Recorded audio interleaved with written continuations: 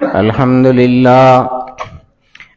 لله نحمده ونستعينه ونستغفره ونؤمن به ونتوكل عليه ونعوذ بالله من شرور أنفسنا ومن سيئات أعمالنا من يهده الله فلا مضل له ومن يضلله فلا هادي له ونشهد أن لا إله إلا الله وحده لا شريك له ونشهد أن سيدنا وشفيعنا ومولانا محمدا عبده ورسوله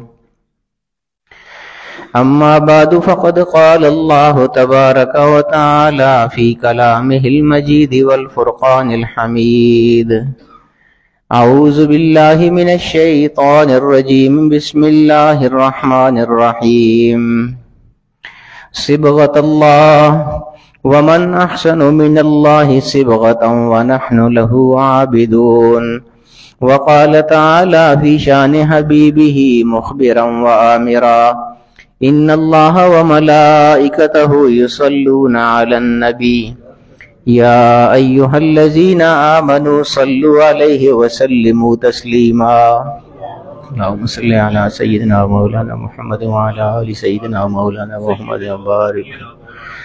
الصلاة والسلام عليك يا رسول الله وعلى آلك وأصحابك يا حبيب الله. الصلاة والسلام عليك يا شفيع المذنبين وعلى آلك وأصحابك يا رحمة للعالمين. سامعین محترم،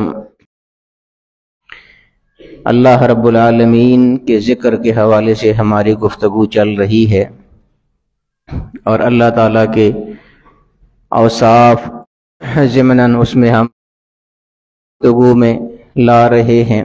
اللہ رب العالمین کی جو صفات ہیں، جو اسماء ہیں، ان کے حوالے سے بھی ہماری گفتگو ساتھ ساتھ چل رہی ہے. آیت جو ہے صبغۃ اللہ، اللہ کا رنگ اختیار کرو. ومن احسن من اللہ صبغہ، اور اللہ سے بہترین کون ذات ہے، کون سی ہستی ہے کہ جس کے رنگ میں آدمی رنگ جائے. وَنَحْنُ لَهُ عَابِدُونَ، اور ہم سب اسی کے عبادت گزار ہیں، اسی کی عبادت کرنے والے ہیں. آپ کو سابقہ انبیاء کے حوالے سے میں بتا رہا ہوں. حضور علیہ السلام کی بعثت اور آپ کے بعد کے حالات تو اکثر آپ سنتے ہی رہتے ہیں. میری یہ کوشش تھی کہ سابقہ جو انبیاء ہیں ان کی جو زندگیاں ہیں، ان کی جو حیات مبارکہ ہیں، وہ بھی ہم لوگوں کے سامنے ہونی چاہیے. ان کا طرز عمل کیا رہا ہے، ان کا طریقہ کار کیا رہا ہے، اور ان کا اللہ رب العالمین کے ساتھ کیسا تعلق رہا ہے. اللہ رب العالمین کی ذات بہت بڑی ذات ہے. اللہ رب العالمین اپنے بندوں پر مہربان بھی بہت زیادہ ہے. حالانکہ میں آپ کو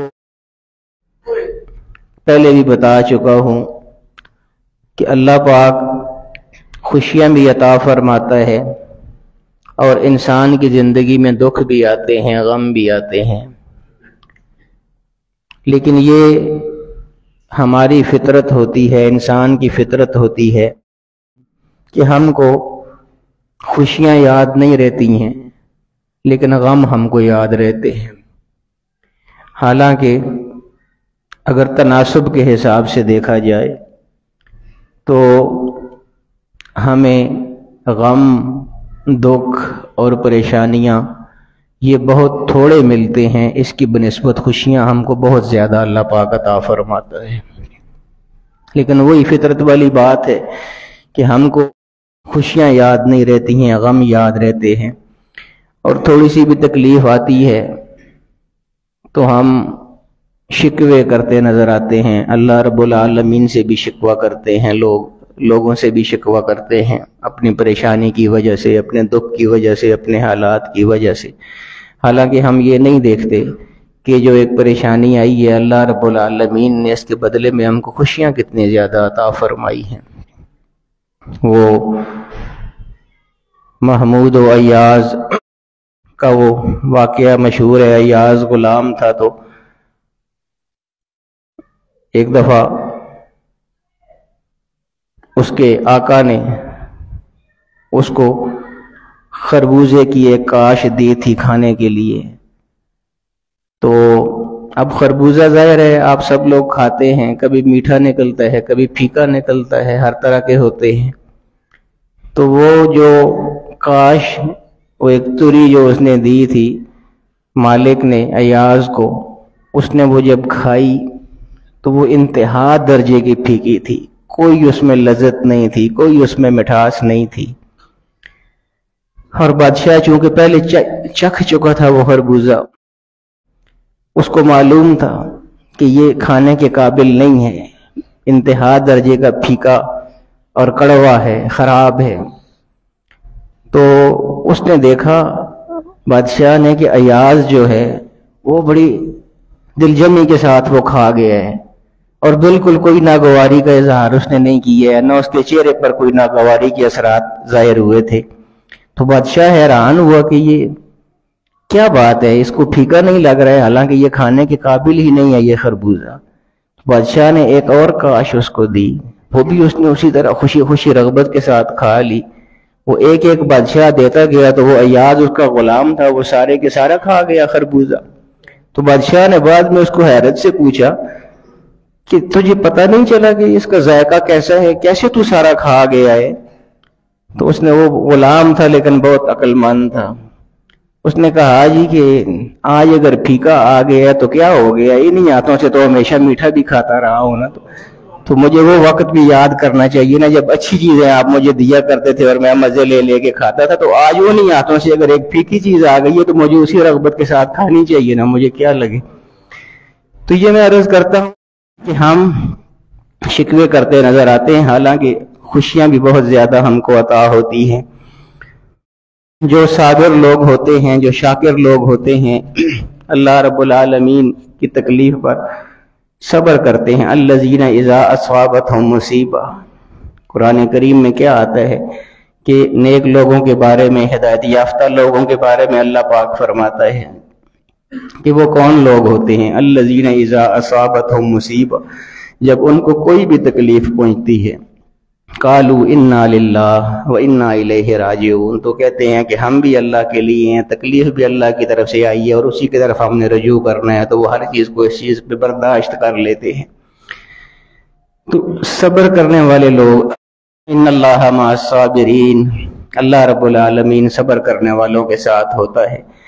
تو ہم کو بھی جو تکلیفیں آتی ہیں ان پر صبر بھی کرنا چاہیے، شکر بھی ادا کرنا چاہیے اللہ رب العالمین کا کہ باری تعالیٰ اتنی زیادہ تو نے اس کے علاوہ نعمتیں جو دی ہیں وہ بھی تیرا شکر ہے، اور باری تعالیٰ یہ اگر تکلیف آ گئی ہے تو اس پہ بھی ہم صبر کرتے ہیں.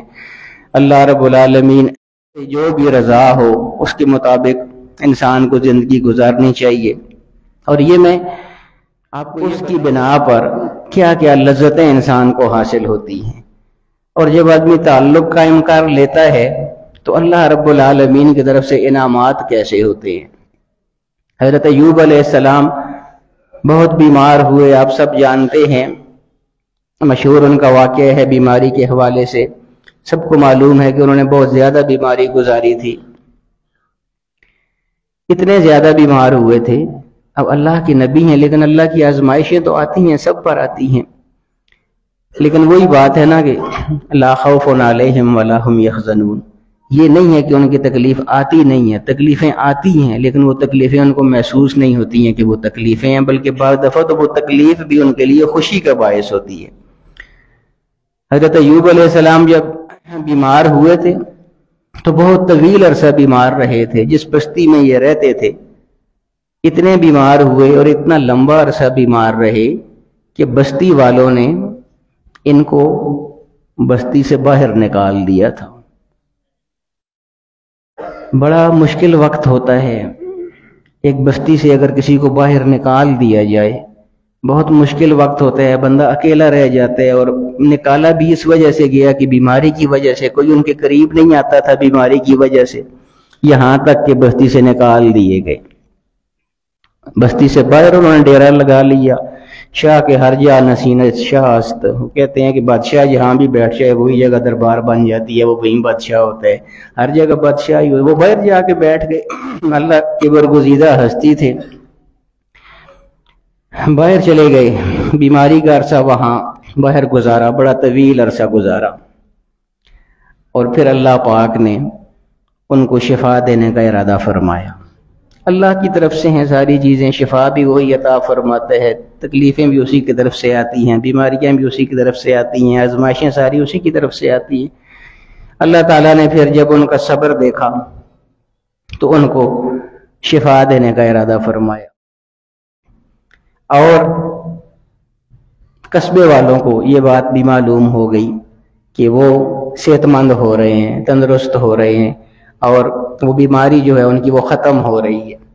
تو قصبے والوں کو بھی یہ احساس ہوا کہ ہم سے غلطی ہوئی تھی، ہم نے ان کو قصبے سے نکال دیا تھا اور مشکل وقت میں نکال دیا تھا، بلا شبہ یہ ہماری غلطی ہے، ہم کو ان سے معافی مانگنی چاہیے اور جا کے ان سے کہنا چاہیے کہ آئیے دوبارہ بستی میں تشریف لے آئیے۔ چنانچہ قصبے والے سارے گئے ان کے پاس جرگہ بنا کے، اور ان سے جا کے عرض کی کہ حضور ہم اپنی غلطی پر شرمندہ ہیں، نادم ہیں، ہم سے غلطی ہوئی تھی، آپ مہربانی فرمائیے واپس بستی میں تشریف لے آئیے۔ تو میں آپ کو بتایا کرتا ہوں کہ انبیاء کو اللہ پاک نے بہت بڑے ظرف عطا فرمائے ہوتے ہیں۔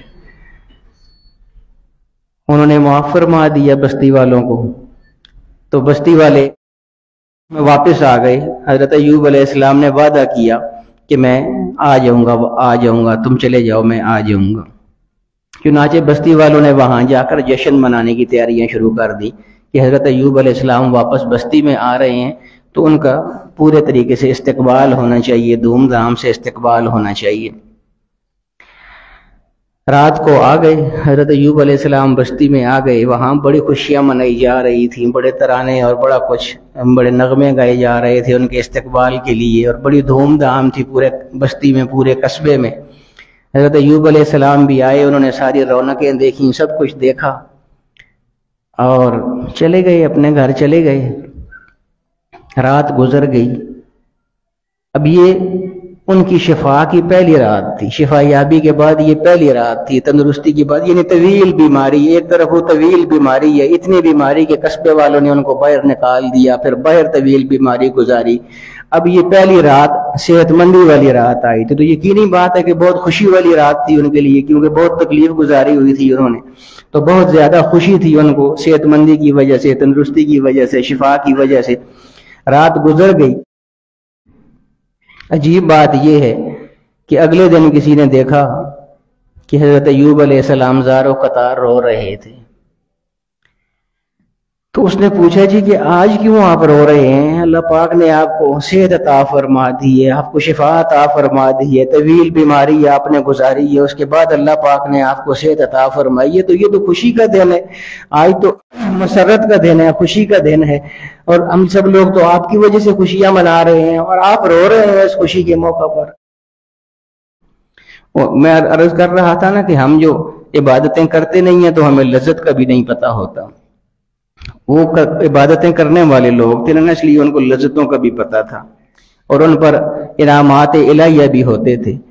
تو جب اس نے پوچھا کہ کیا وجہ ہے، آپ خوشی کے دن کیوں آپ رو رہے ہیں، تو انہوں نے آگے سے فرمایا کہ خوش تو اپنے تندرستی کی وجہ سے ہوں، صحت کی وجہ سے، شفا کی وجہ سے بہت زیادہ خوش ہوں، میں بھی خوش ہوں، لیکن روز بات پہ رہا ہوں کہ مجھ سے ایک بہت بڑی لذت جو ہے وہ کھو گئی ہے اور چھن گئی ہے۔ وہ پوچھنے والے نے پوچھا جی کیا ہوا تھا، کیا کھو گیا ہے، کیا چھن گیا ہے آپ سے، کس وجہ سے آپ پریشان ہو گئے ہیں اور رو رہے ہیں؟ فرمایا کہ ایسے ہوتا تھا کہ جب میں تکلیف بھی حالت میں ہوتا تھا اور باہر پڑا ہوتا تھا، بستی سے باہر، قصبے سے باہر، جب تم لوگوں نے مجھے باہر نکال دیا تھا تو میں وہاں پر اکیلا ہوتا تھا، اور میں ہوتا تھا اور میری تکلیف ہوتی تھی اور میری اذیت ہوتی تھی، تو اس تکلیف میں ساری رات اللہ رب العالمین کو یاد کرتا رہتا تھا. یاد تو میں نے آج رات کو بھی کیا تھا، لیکن آج چونکہ مجھے صحت مندی ہو گئی تھی، شفا ہو گئی تھی، اس وقت میں بیمار ہوا کرتا تھا جب میں اللہ رب العالمین کو وہاں پکار رہا ہوتا تھا. تو جب سحری کا وقت ہوتا تھا تو اللہ رب العالمین کی طرف سے باقاعدہ یہ مجھے پوچھا جاتا تھا کہ میرے بیمار کا کیا حال ہے. تو میں کہا کرتا تھا کہ اچھا ہوں باری تعالیٰ ٹھیک ہوں.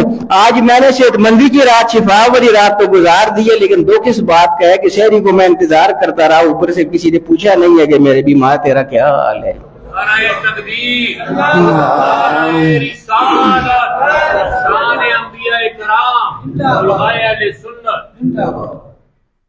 تو یہ میں عرض کرتا ہوں کہ ہم چونکہ ان عبادتوں سے ہی واقف نہیں ہیں تو ان عبادتوں کی لذتوں سے کیسے واقف ہو سکتے ہیں. اس لیے میں اکثر کہا کرتا ہوں کہ جو میں نے پچھلے جمعے بھی غالباً آپ کو بتایا تھا یا اس سے پچھلے جمعے بتایا تھا کہ جمعے کا ایک دن جو ہوتا ہے یہ خاص طور پہ اللہ رب العالمین کے لیے اس کا کچھ حصہ وقف کیجئے آپ. ہم جمعے کی نماز کے لیے بھی آتے ہیں تو ایسے جیسے ایک رسم پوری کرنے کے لیے آ رہے ہیں، ایسے نہیں ہونا چاہیے. میں نے آپ کو بتایا تھا کہ وہ ایک دوست مجھے ملے تھے جنہوں نے کہا تھا کہ میں 10 بجے یا 10:30 بجے مسجد جمعے کے دن آ جاتا ہوں، حالانکہ وہ بہت دولت مند انسان تھے. نعرہ تکبیر، نعرہ رسالت، قبلہ حضرت صاحب.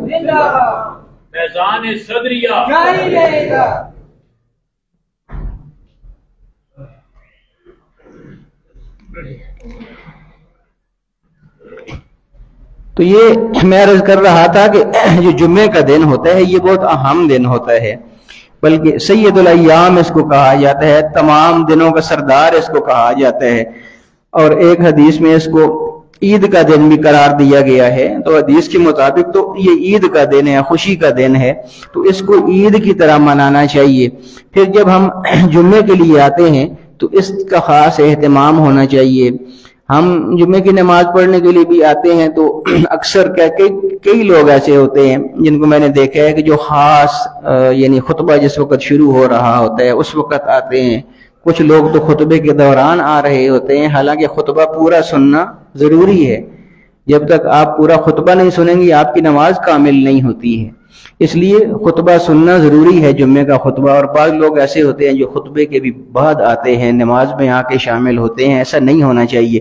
میں نے آپ کو بتایا تھا کہ اس بات پر یقین رکھیں، اللہ رب العالمین کی جو صفات ہیں جن کے حوالے سے ہماری گفتگو چل رہی ہے، تو دیکھیے اللہ رب العالمین اپنی صفات میں بھی سچا ہے اور اپنے اقوال میں بھی سچا ہے. وَمَنْ أَحْسَنُ مِنَ اللَّهِ قِيلًا. اللہ رب العالمین سے زیادہ سچی بات کس کی ہو سکتی ہے؟ قرآن کی آیت ہے، کسی کی بھی نہیں ہو سکتی. اور اللہ رب العالمین کی کوئی بات جھوٹی بھی نہیں ہو سکتی. آپ دیکھیے نا، کل نفس ذائقۃ الموت، ہر جاندار نے موت کا ذائقہ چکھنا ہے. یہ قرآن کی آیت ہے نا.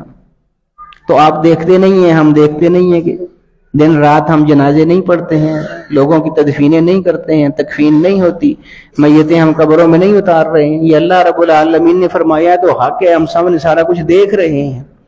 تو اللہ رب العالمین جو بھی فرماتا ہے وہ حق بات ہوتی ہے.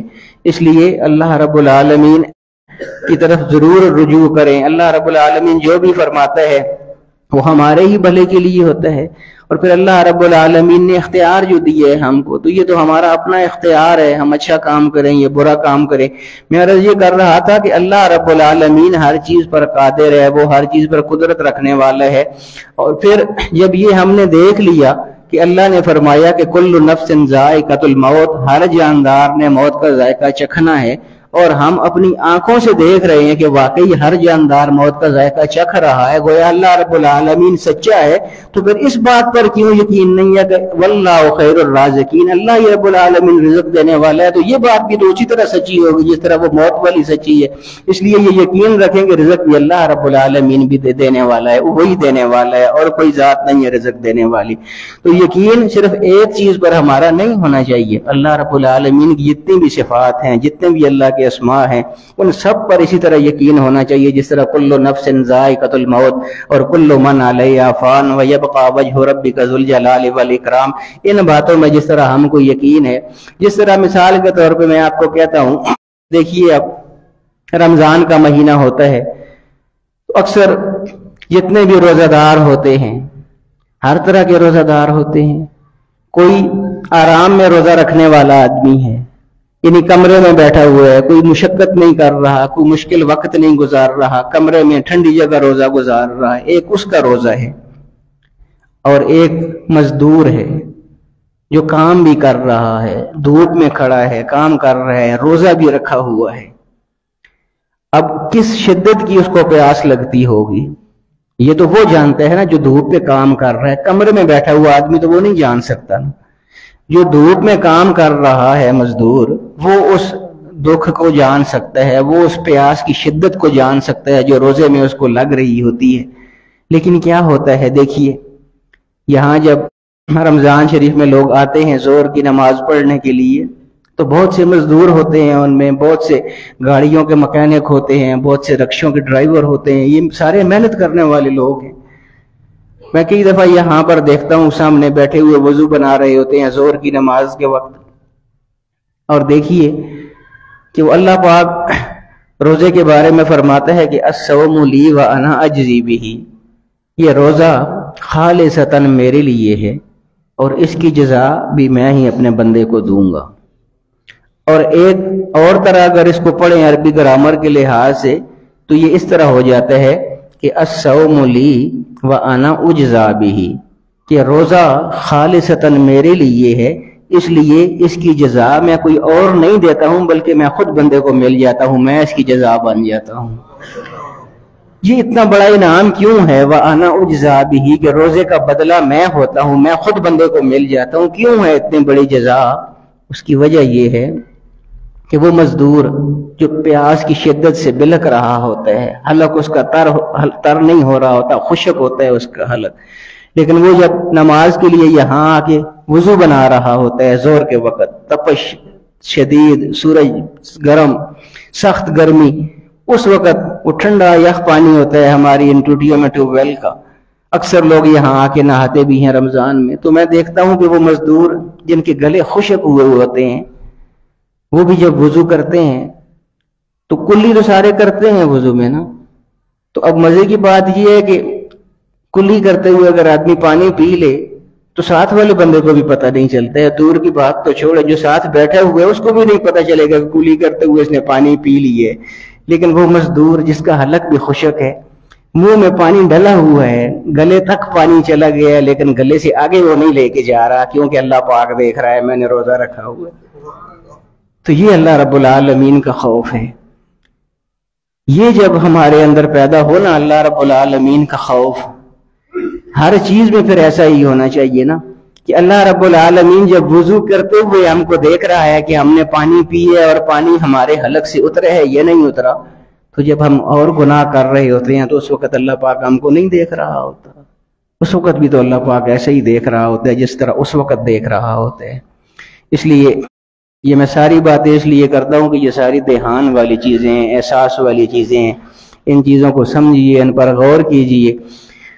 جتنے بھی لوگ آتے ہیں جمعہ پڑھنے کے لیے، میں سب سے یہی اکثر گزارش کیا کرتا ہوں کہ جمعے کو اللہ کی عبادت سمجھیے، اس کو ایک رسم نہ سمجھیے. یہ نہ سمجھیے کہ ہم کسی دعوت ولیمہ میں کسی شادی حال میں گئے ہوئے ہیں اور ایک کھانے والی جیسے رسم ہوتی ہے وہ پوری کی اور بس نکل آئے ہیں. ایسے نہیں ہیں، اللہ کی بارگاہ میں حاضر ہوتے ہیں. میں نے آپ کو بتایا تھا کہ بہت ہی دولت مند انسان، جو میں کہتا ہوں نا کہ اللہ پاک رزق دینے والی ذات ہے، بہت دولت مند انسان مجھ سے ملا تھا. اس نے کہا کہ اللہ پاک نے مجھے بے تحاشا دولت عطا فرمائی ہے. اور کچھ لوگ ایسے ہوتے ہیں جو اللہ پاک کو کسی حال میں بھی نہیں بھولتے ہیں. وہ کہتا ہے کہ اللہ پاک نے اتنی دولت مجھ کو عطا فرمائی ہے کہ میں اس کا جتنا بھی شکر ادا کروں وہ کم ہے. لیکن میرا معمول کیا ہے؟ میں حیران ہو گیا اس کی بات پہ. اس نے کہا کہ میں 6 دن سارے اپنے کام کرتا ہوں اور جمعے کا دن جو ہے میں کوئی کام بھی نہیں کرتا، وہ اللہ رب العالمین کے لیے میں نے وقف کیا ہوا ہے. اور وہ کہتا ہے کہ میں 10 بجے مسجد آ جاتا ہوں جمعے والے دن، وہاں آ کے پہلے قرآن کریم کی تلاوت کرتا ہوں، صلاۃ تسبیح پڑھتا ہوں، پھر جمعے کا وقت ہو جاتا ہے، پھر جمعہ پڑھتا ہوں اور اس کے بعد گھر کو چلا جاتا ہوں. یہ 3-4 گھنٹے تقریباً بنتے ہیں. تو دیکھیے میں یہ عرض کر رہا تھا کہ جب رزق اللہ پاک نے دینا ہے تو پھر ہم ایسا کیوں نہیں کرتے ہیں کہ جمعے والے دن کو خاص اہتمام کریں ہم جمعے کا دن ہم خاص طریقے سے منائیں کیا، بلکہ اللہ رب العالمین کو منائیں۔ جمعے کو کیا منانا ہے؟ اللہ رب العالمین کو جمعے کے دن منانا چاہیے۔ اس لیے ہم سارے 6 دن جو گزارتے ہیں وہ اپنے اپنے مصروفیات میں گزارتے ہیں، اپنے کاموں میں لگے رہتے ہیں۔ اس لیے جمعے کے دن کوشش کیا کریں کہ کچھ ایسا وقت ہو جو آپ اللہ رب العالمین کے لیے وقف کریں۔ یہ سارا تقریر وغیرہ یہ سارا اسی لیے ہوتا ہے کہ کوئی لوگ پہلے آ جائیں تاکہ کوئی واعظ نصیحت ہو جاتی ہے، کچھ چیزیں آدمی کو معلوم ہو جاتی ہیں، کوئی دین کے احکام معلوم ہو جاتے ہیں۔ تو اللہ رب العالمین ہمیں اپنے آپ کو اللہ رب العالمین کے لیے ہی وقف کرنے کی توفیق عطا فرمائے، اور اللہ رب العالمین ہمیں دین کو سمجھنے کی اور اس پر عمل کرنے کی توفیق عطا فرمائے۔ وآخر دعوانا الحمدللہ رب العالمین۔